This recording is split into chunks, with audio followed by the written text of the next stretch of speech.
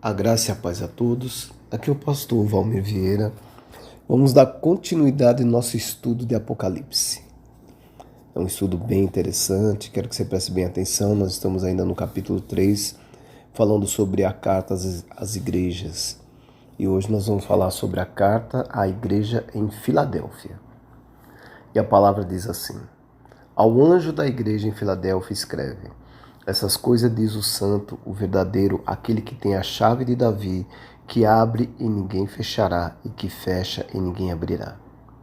Conheço as tuas obras, eis que tenho posto diante de ti uma porta aberta, a qual ninguém pode fechar, que tem poucas forças. Entretanto, guardaste a minha palavra e não negaste o meu nome. Eis, farei que alguns dos que são da sinagoga de Satanás, desses que a si mesmos se declaram judeus, e não são, mas mentem, eis que os farei vir prostrar-se aos teus pés e conhecer que eu te amei. Porque guardaste a palavra da minha perseverança, também eu te guardarei da hora da provação que há de vir sobre o mundo inteiro, para experimentar os que habitam sobre a terra. Venho sem demora, conserva o que tens, para que ninguém tome a tua coroa.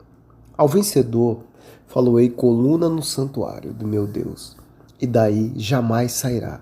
Gravarei também sobre ele o nome do meu Deus, o nome da cidade do meu Deus, a nova Jerusalém que desce do céu, vinda da parte do meu Deus, e o meu novo nome.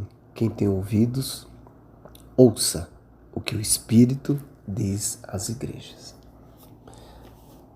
Essa carta que Jesus expõe aqui para nós, né, a Filadélfia, era uma igreja extremamente fiel. E essa cidade, a Filadélfia, era uma cidade pequena.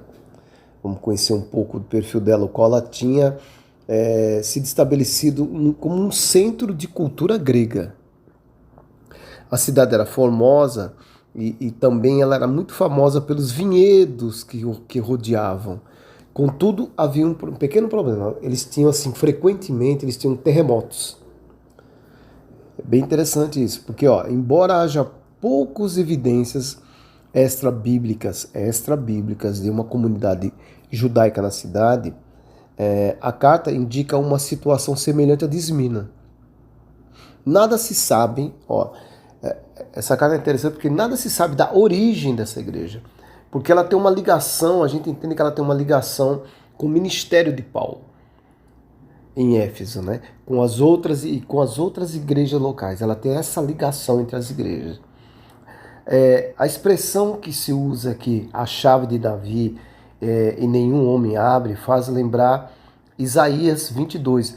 Faz uma ligação com o livro de Isaías 22, que diz assim: Porei sobre o seu ombro a chave da casa de Davi. Ele abrirá e ninguém fechará, e ninguém abrirá.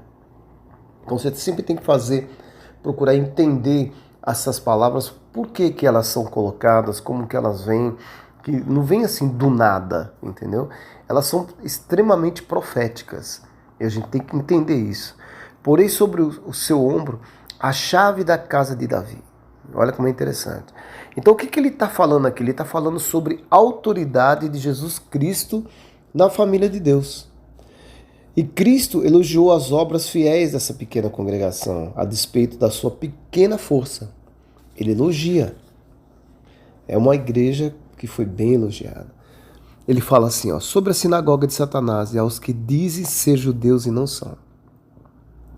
E é provável que a tribulação breve e local enfrentada pela igreja lá de Esmirna contraste com a promessa à igreja de Filadélfia, de que seria guardada na hora da tentação espalhada pelo mundo.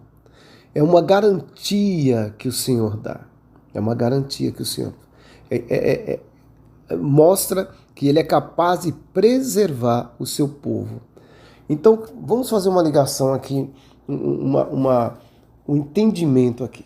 Quando ele diz assim, ele fala uma garantia, que Ele é capaz de preservar o seu povo, nós vamos fazer uma concordância com o livro de João. Então nós vamos lá para o livro de João. No livro de João, no capítulo 17, Tem até um subtítulo que diz assim, a oração sacerdotal de Jesus. Veja bem, capítulo 17, a oração sacerdotal de Jesus. A partir do versículo 6, ele diz assim, manifestei o teu nome aos homens que me deste do mundo. Eram teus, tu me mostraste, e eles têm guardado a tua palavra. Agora, eles reconhecem que todas as coisas que me tens dado provêm de ti, porque eu lhes tenho transmitido as palavras que me deste, e eles as receberam, e verdadeiramente conheceram que saí de ti e creram que tu me enviaste. E por elas, e por eles que eu rogo, não rogo pelo mundo, mas por aqueles que me deste, porque são teus. Ora, todas as minhas coisas são tuas, e as tuas coisas são minhas, e neles eu sou glorificado. Já não estou no mundo, mas eles continuam no mundo, ao passo que eu vou para junto de ti, Pai Santo. Guarda-os em teu nome, que me deste para que eles sejam um, assim como nós. Quando eu estava com eles, guardava-os no teu nome que me desse e protegi-os, e nenhum deles se perdeu, exceto o filho da perdição, para que se cumprisse a Escritura. Mas agora vou para junto de ti, e isto falo no mundo, para que eles tenham o meu gozo completo em si mesmo. Eu lhes tenho dado a tua palavra, e o mundo os odiou porque eles não são do mundo, como também eu não sou. Não peço que os tires do mundo, e sim que os guarde do mal.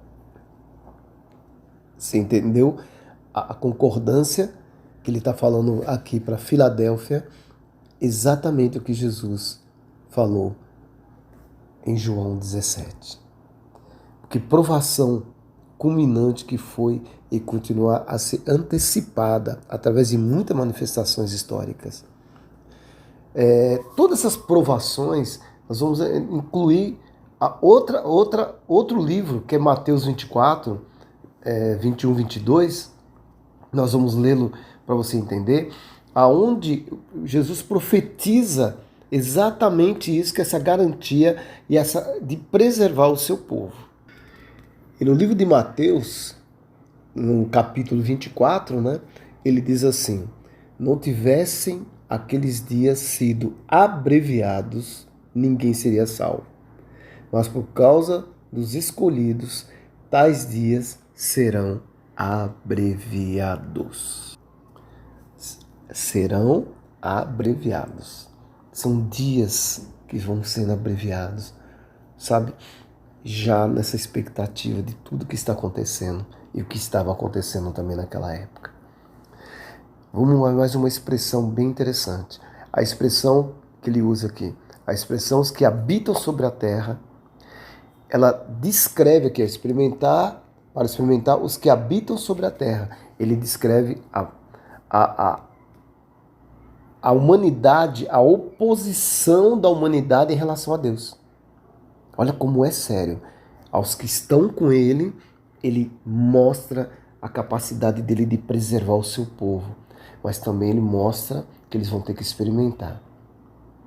O mundo inteiro. Muitos vão experimentar o que a mão, o que Deus vai fazer. A hora que Deus virá. Nós estamos falando nessa época, nesse caso especificamente nessa época. Que Deus guarda o seu povo na hora da provação. Deus guarda o seu povo. Tanto nessa época, se você olhar agora o que nós estamos passando, o que estamos vivendo, Deus vai guardar o seu povo na hora da provação. Tenha certeza disso. E o termo que ele usa, venho sem demora, é uma advertência aos opressores e ao estímulo aos oprimidos. Esse venho sem demora, ele não está ligando aqui diretamente à segunda vinda de Cristo, não. Mas ele está usando especificamente para essa época. Mas eu posso fazer um parênteses aqui. Eu posso fazer um parênteses com essa palavra aqui de Filadélfia para os dias de hoje. Que ele vem sem demora. Ele vai guardar o seu povo.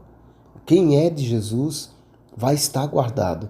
No dia dessa tribulação, no dia mais nos dias maus, Ele vai estar com você, Ele vai estar guardando você. Amém? E no versículo 12, quando ele fala, falo-ei coluna do santuário. Vamos entender o porquê que Jesus coloca essa expressão. Porque, como eu falei, ali era uma cultura grega. Então eles costumavam honrar um cidadão notável, erguendo uma coluna em um santuário com a inscrição do seu nome.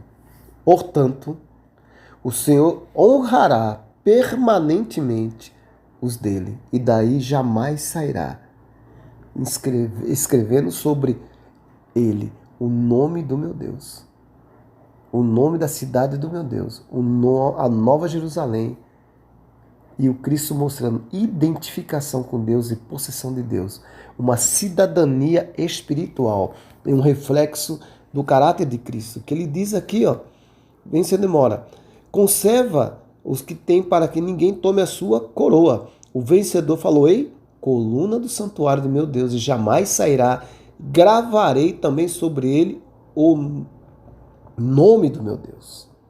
Você não vai precisar ter uma coluna num determinado santuário. Você vai ser a coluna do santuário. Você vai estar ali com Jesus permanentemente.